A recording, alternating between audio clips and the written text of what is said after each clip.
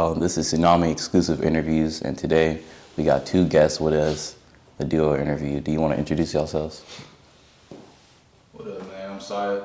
I'm a producer, artist, just an artist in general. What's your Instagram?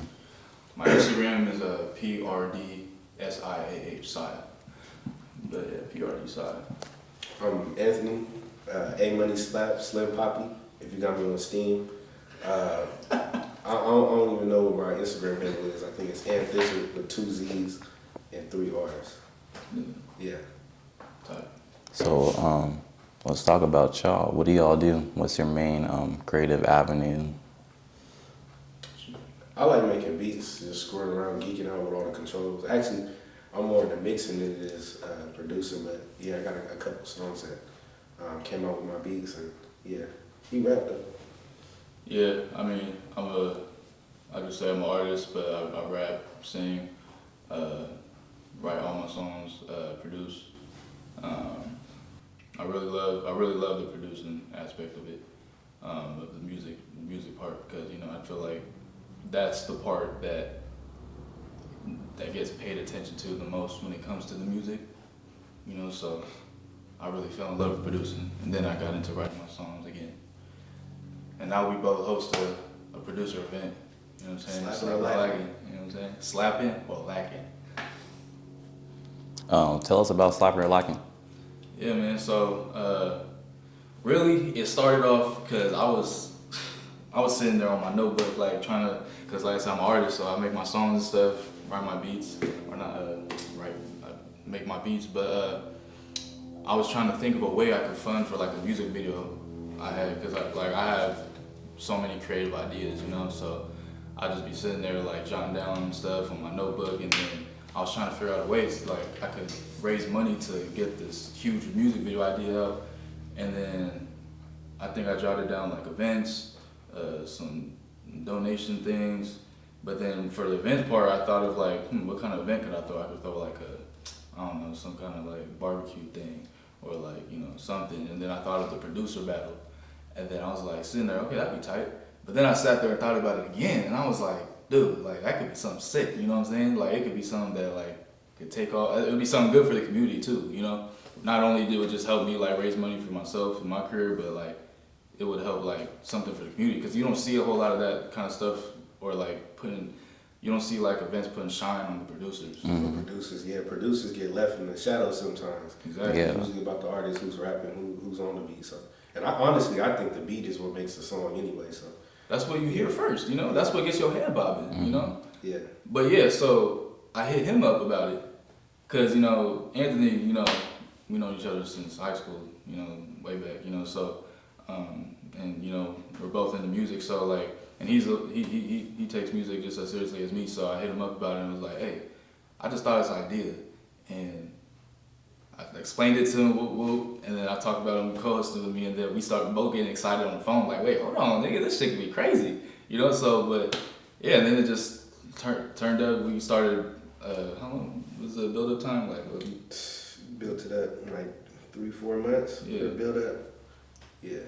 And then fast forward, last month we hosted our first one on April 28th at City Soundbite Studios, right here. You know what I'm saying? The merch, and that went really well. We had like it seemed like 20 people pulled up, maybe 15, 20 people.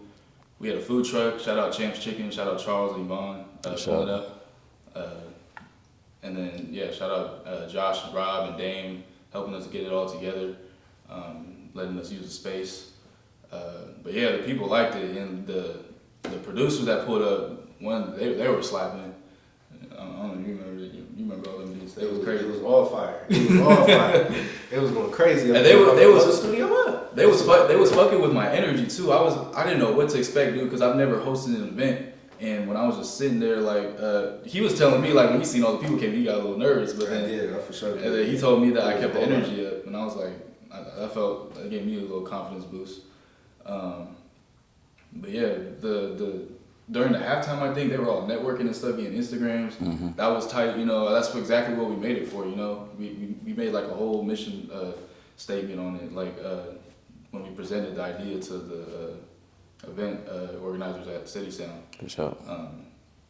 And we wanted that to be a goal, like networking, you know, and they were doing exactly that at the event. And then, yeah, you know, so. It was crazy. It was crazy, man. And then the end result ended up, it's a $300 grand prize for the winner of the battles. You know, they're one-on-one battles, but then at the end, it was Manolo and Adrian, right? Adrian got slaps, I think that was his producer name. And they decided to split it. They decided to split the 300 pie. You know, that's what that was cool. You know, like I was expecting that, but you know, like I thought it looked good on the event. You know, for a first one. You know, showing that sportsmanship. You know, because at the end of the day, even though it's a battle, I still wanted it to be like a place where you could just showcase art, network with other producers and artists. You know, yeah. But no, I didn't mean to yet. But. Nah, you're good. You're good. That's what we're here for. So that's really good. Y'all had a really good turnout for your first event, and you set goals and you accomplished it. You know. Yeah, man. What are some goals for your next go around? For the next one, so yeah, because I think our next goal is just to. I say we need a higher turnout for sure. We want more people to come out. Definitely. Should we let them? We want to be inclusive, you know what I'm saying? Mm-hmm. So last time we did NorCal Beats, we're going to do a different genre for the next one, but it's a lot more in store. I don't know if we should let them know, you know, 100% what we're going to do next, but definitely a higher turnout, more participation, some more guests out here. Definitely a lot more people, and I want, like he was saying, like, because in Sacramento, man, you know, a lot of the producers, they on that hyphy West Coast ignorant shit, you know, that EBK shit, that Stockton sound, you know. So me as an artist, you know, because I'm very passionate about the music, he is too, and like that's like the big word I place on like the whole event, passion, you know. And I want the artists to come and showcase the art and show that they love to do it. And in regards to that, like I want to bring a whole another community of different producers out of Sacramento, because I know damn well there ain't just no like West Coast producers out here, and I've seen them. You know, you got the producers that make the East Coast sound, like that real hip hoppy, you know, sound. You probably got some like some fucking Pop Smoke beats out of with the pitch sliding 808s and shit. You got trap artists out here that make trap beats. Maybe some rock like alternative rock beats. There's just a whole bunch of techno beats. Like that'd be sick too. Like, you know, bringing some like electronic house beats into the shit. That shit would be sick. Like I want to bring like just different producers like that have different genres, not just the NorCal. Y'all should link up with Flip a Beat Club. I've heard of them. My cousin it's actually goes to that. Group of pure producers. You know? What they do? Like so they just go there, because I've never seen it. So they have different events where they go off and they show they literally just showcase their beats and stuff like that. And they just show their beats? plug in and you showcase, and they kind of like live mix. Oh, they do the effects on that. I think they were doing what that one dude did. You remember that Filipino dude? He came in. He went crazy though. Yeah. We had one nigga that came in. He brought like a little soundboard thing. I don't know what it was. Oh yeah. That's what it is. It'd be like a little soundboard thing. Yeah. And then he was playing his beat, but then doing effect. Like it sounded like some filter delay echoes on it. Yeah, that's what they be doing. That's what they do. Okay. Yeah. They all be doing that. Overall, we just want to bring in everybody. Whether you make R&B music, you make trap music, NorCal, whatever it is. We just want the whole community to come out and participate and know about it. Sure. How would you first get into producing? You want to go first? You've been producing longer than me. In elementary school, I was listening to music. I was like, I can do this. And I got a machine on my iPad, and I had a bookshelf speaker, just one speaker, and I was making beats with my iPad. I was like this close to the speaker, like tapping buttons and making it happen. So graduated from that, and I started really trying to make beats at the end of high school. Made a couple songs with my friends and a couple referrals.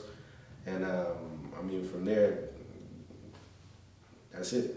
Yeah, I've been making beats ever since. You got a song with Lord too, I think, right? Yeah. I remember when you got that placement, I was like, that could probably that was sick. You know Lord, right? Everybody was singing it in school. The singer? Was there another one you got? I got 3 songs with him. with Tutu, songs with him, and Dre. So yeah, I got a couple songs out there. Yeah, no recent, but yeah. Sure. For me, I mean, shit. I didn't start. I've only been doing music seriously for like since 2023. So that's what, like 2 years. It's about to be 2 years. Upcoming this summer. I've always been into music though. You know, like music has been like my therapy ever since I was like young. You know, like I grew up just being a creative and an artist. Like, cause both my parents, they were rappers in the Bay Area. That's how they met through music. My pops was a rapper in Oakland, and my mom was a rapper as well, a singer. My mom was probably the biggest out of them two.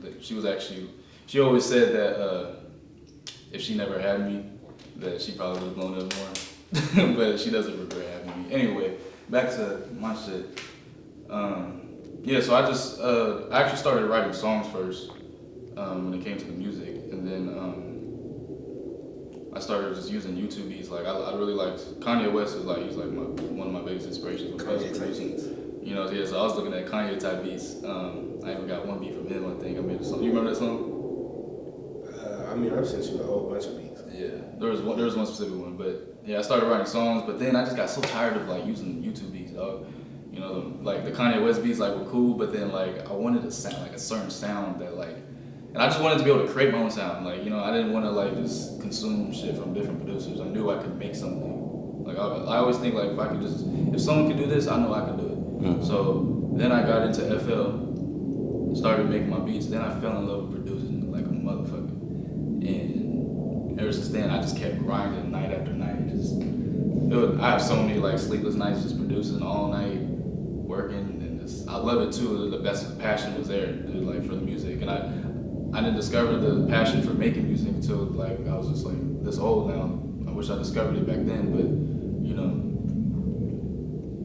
yeah, now I'm here. And then I got back into writing my songs because I was just on my producer shit for a while. But then I realized I didn't want to just be a producer. I wanted to make the songs too, you know. So I'd be writing, composing, producing, arranging all my songs by myself. So. How does Kanye influence you as a producer or creative? For me, so like you know that documentary of his. I don't know if you watched it, the Genius on Netflix. Oh, I gotta check it out. It's like three episodes. They're all like an hour long, but it come out recently. I think like 2022 probably. I think, or 23. But yeah, that's on Netflix. Should check it out if you haven't. But that really sparked. I mean, I've loved Kanye ever since I was young because my stepdad would play. The Graduation album was my favorite album by him. So he played that every day, every morning, driving me to school. I know that whole album, like top to bottom, you know.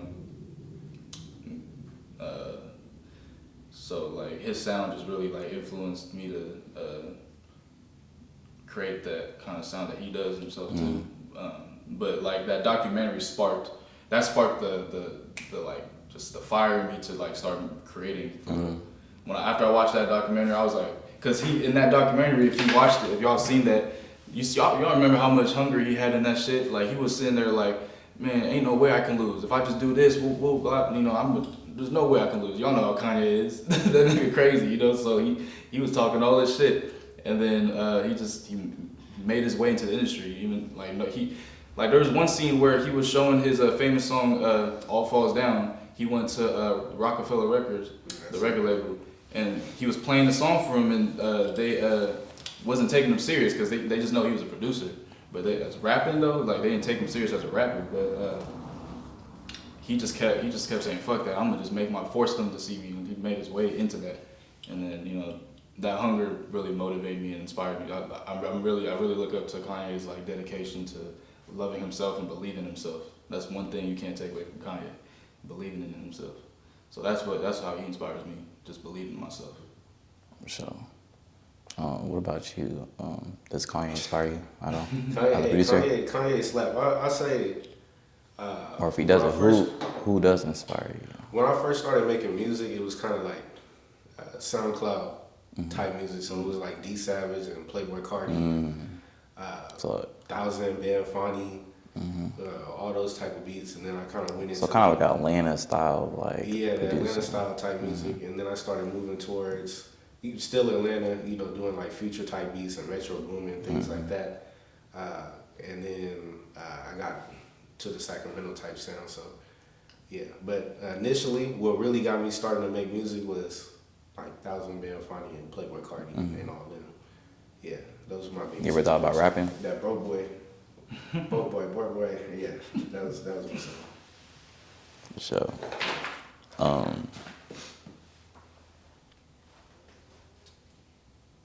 What's the first thing that you do when you're starting a new beat or a project? First thing I do, I just hop on the beat, to be honest. Yeah, like if I'm feeling inspired, I'll just like if I'm hearing the melody first, I'll go towards the melody. If I'm hearing the bass line or the drums first, I'll go for the drums. If I'm not feeling nothing, then I'll just start fucking around, to be honest. Yeah, until something works, till I start hearing something or till I get inspired. Yeah. I usually just sit there. There really ain't nothing deep to it, honestly. I just sit, I pull my chair out, open my laptop. Okay, one thing I will say that's, I guess, kind of deep is that I like think about how I'm feeling, like at the moment when I open my laptop, and then I'll just think about like what emotion I got feeling or what I'm thinking about at the moment, and then I let that like guide me with how I make the beat. But in terms of just making a beat, I just push buttons until something sounds good for real. Like on my keyboard right here, man, it's my baby. This what is this? FL Key 49. That thing, ever since I got that, that, because I started off with, I didn't start with the keyboard when I started making beats. I was just on the laptop, pressing I was just pressing the letters on the keyboard, So, but then I got the keyboard. That helped me really like get more creative with my sound. But yeah, I don't know how to play piano. I'm not fluent with any instruments. I just press buttons until it sounds good. Type, Do you have any background in music theory, or did you just kind of start messing around? I took a class in college, a music theory class in college, but I mean, it low-key did help. I'm not gonna lie, because I know how to do, what do they call those? When you go through the notes. Triads? You talking about like? Triads, or like when you go through like a scale. Like I know how to do scales a little bit. That definitely kind of helped me like know like what keys to press when I'm like trying to stay in key or something. Like chords, melodies. Yeah, it helped me like make chord progressions better. So it did help a little bit, but like I don't remember like deeply like I don't know, like some motherfuckers know that music theory shit like the back of their hand. I don't know. I think it definitely helps. But yeah, I think also when you try to follow exactly whatever the theory is or whatever the science of it is, it kind of takes away the creativity. Hell yeah. Yeah. Bruh, yes. Yeah. Like okay. So you finna go on red. Hold on. Because motherfuckers always like talk about, oh, you need to do it like this, or it should be like this, all this, when you're making music. There ain't no rules when you're making shit. Any kind of creativity, you know what I'm saying? Like there's no. Because what I learned, I feel like there's like rules to learn how to do it, but then when you become good, it's learning how to break those rules. Exactly, bro. Like what you're doing right now, like I was telling you, like just a simple step like this. Like what you're doing is creative. You're creating content, creating a space for other artists or just anybody in the industry. Like there's no rules on how you need to have this kind of building or this kind of table. There ain't no rules to that. But my motto when it comes to music or just creating in general, instead of thinking of what it should sound like, think about what it could sound like. You know what I'm saying? Think about that. That's free game, bro. I don't usually tell a lot of people that, but now the whole world gonna know. But instead of what it should sound like, think about what it could sound like, and I bet you your music will change after that. Once I went by that, like I was just like, my creativity just went everywhere. What are some local artists that you remember collabing with, or you're looking forward to collabing with? How about collab? You got, I know you got people you collab with. You gotta think. That I'm trying to work with right now.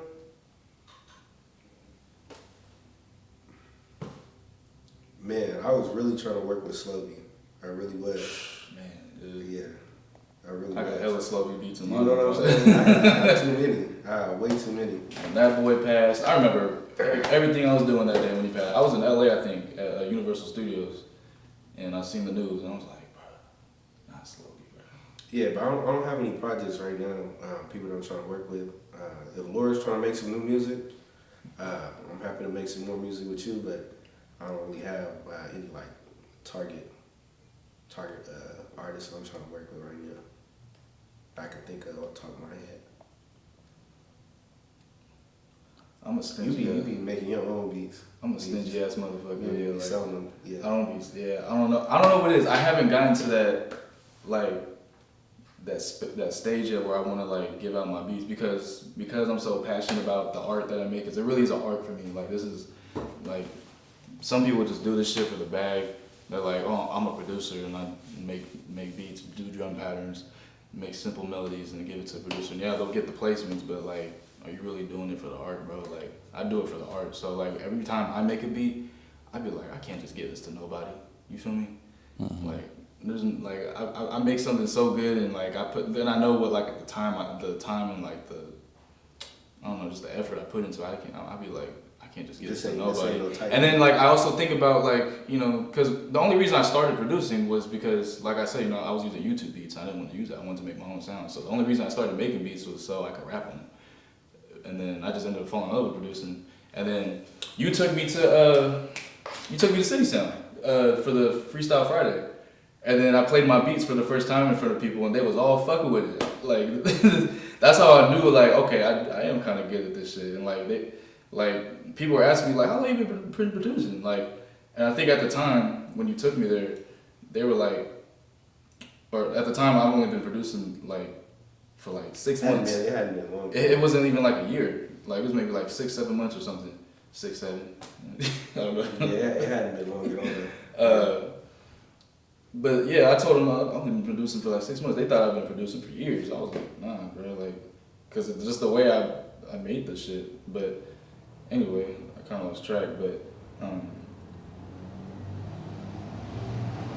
I forgot. He don't be selling beats. He work on his own beats. They not for sale. Exclusive. It's not even that. I've made like I think with all my West Coast NorCal hyphy beats, cause I don't really be rapping on those. There's some that I think are hella hard. I do want to make it, like, you know, because I want to make my stamp on like where I come from. You know, I do come from Sacramento and the West Coast, so I want to rap on some kind of West Coast beats a little bit, but in my own way. Because the way I make my West Coast beats, they're different as hell. But I think the West Coast ones I would be willing to sell, but I haven't really gotten my knowledge right with like how to sell them. I mean, he knows. Like I know there's beat stars and stuff, but I know there's a whole bunch of like paperwork and stuff to like go behind. Like how to protect your stuff. Yeah, you know, like I feel like I just don't want to get messed up or fucked over and shit. Mm-hmm. But yeah, I'm stingy with my beats. I don't be. I be making. I be like, oh, that sounds too good. I'm keeping that. I be showing people my beats. They be like, hey, let me get that. I be like, I can't do that, bro. I can't do it. What's the biggest obstacle you faced as a producer? Oh, what? What's the biggest obstacle you faced as a producer?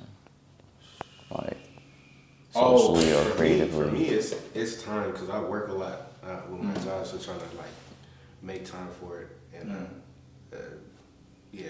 Facts. We both work full time. Yeah, I work 2 jobs. Man, it'd be hard to find the time and energy to just like sit down at the desk. Yeah, I definitely say work is one. Just finding the time. For me, there was one time that, cause hopefully Sac State don't see this, but I still got their laptop. Cause the laptop I make my beats on and all my music is a borrowed loaned laptop from Sac State when I was going to Sac State. I dropped out of college though. But I've kept the laptop ever since. Like I think I dropped out with 2023 fall. You might have to bleep that part out where the laptop came from, for real. But like, and they haven't hit me up about the laptop since. So like, I'm like, and all my music is on there. So I'm like, I don't want to like I can't give this up, bro. I have too much music on here now. You better back it up. Yeah, dude, I gotta do that. I haven't, but yeah. So, but there was this one time. So in terms of obstacle I faced, there was a time that the whole computer just wiped clean. I thought like Sac State like reset the whole computer because I know they can control the computer. I think from their building, whatever. But yeah, so all my music was gone. All the progress and stuff, all my beats were gone. I was like, I was sick, bro. I ain't gonna lie. My stomach would be turning, man. Yeah, I was, bro. I woke up, I was sick, dude. I didn't know what to do. But then it turned out it was just a glitch, and then it all came back. But that was an obstacle for me because I couldn't like progress and like making more beats and stuff and just getting better. But yeah, time to work though. Now, especially nowadays, because I work 2 jobs and I've been working late nights. I try to find time like before I go to work. But on my off days, I'll be grinding like a motherfucker.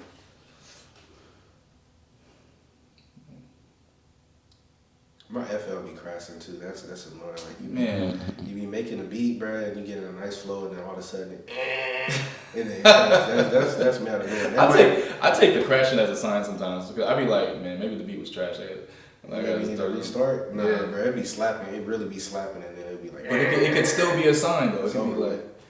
But no, the worst is when like, you don't save it and it crashes. That's what I'm talking about, bro. That's what I'm talking about. You be like an hour in.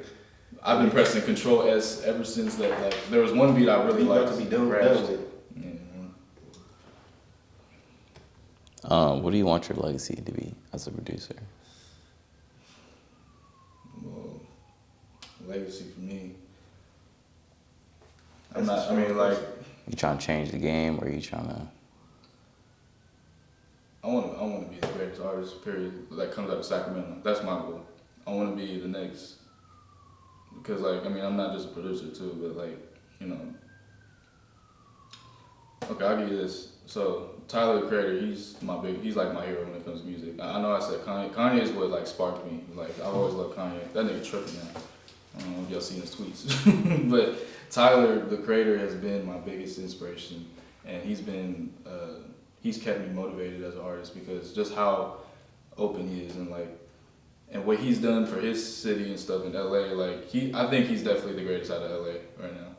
Like period, point blank. I don't think there's nobody like him. Like like performer, there's nobody really like topping him as a performer right now. People would say like Carti and Travis Scott. Travis Scott cool, but Carti only does scream on the mic. He could have a better stage presence. But Tyler, I think he's definitely gonna be going down as one of the greatest out of LA for sure. And I want to leave that kind of stamp on my city. Like, are there any like really big artists that came out of Sac? Like, you had Mozzie. Mozzie did go mainstream, and but like I feel like in terms of I feel like if you had A, B, and C, we get a whole lot of C rappers that come out of like Sacramento. Yeah, a whole lot of C's. Yeah. Yeah, like not worldwide. I'm trying to be A. Yeah. I think Mozzie's a B, maybe. He been low key though. He got rich and just tucked off with his family as he should. Coming out the hood, should be like that.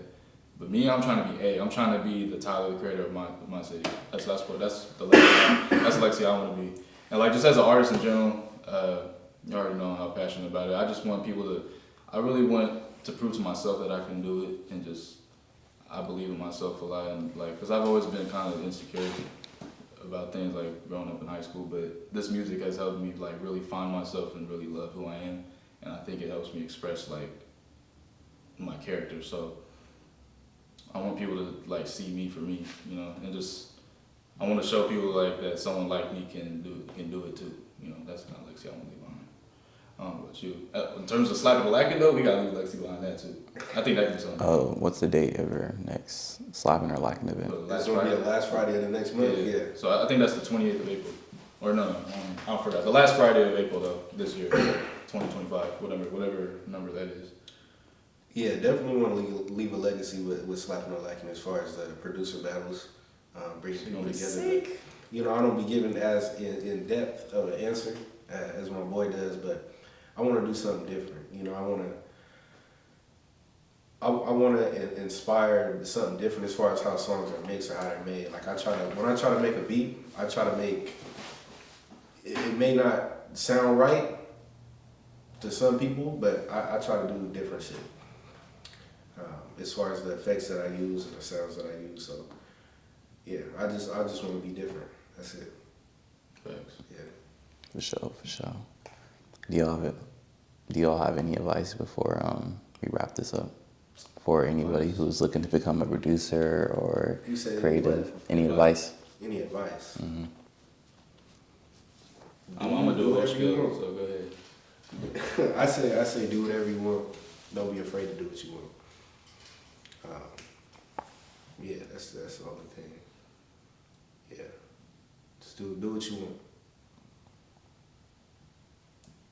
That's it? All right. That's it. My advice to you, little motherfuckers, man. Okay, let me explain. But real shit though, like piggyback off what you was saying. Yeah, do what the fuck you want, bro. Like, don't be afraid to just start that thing you want to do that you've been thinking about.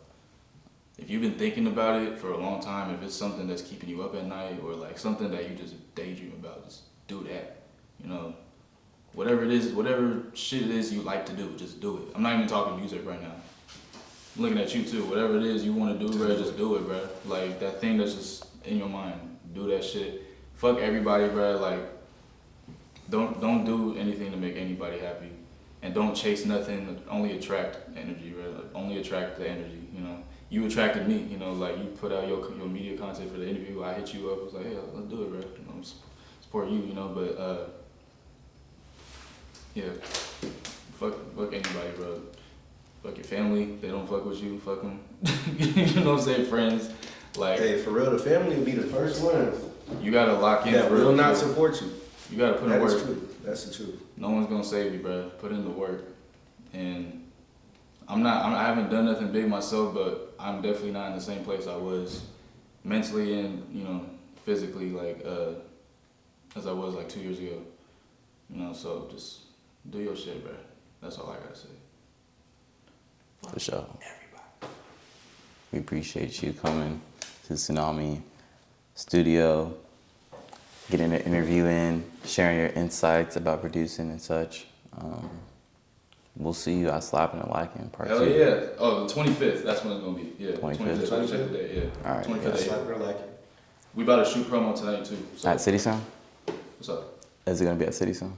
Yeah, City Sound. So at City Sound Soundbites, I think we just start at like 7 o'clock. You So know, producer battle, Slappin and Lackin, on my mind. April 25th, Mhm. City Sound. Y'all gotta slide through. I appreciate y'all.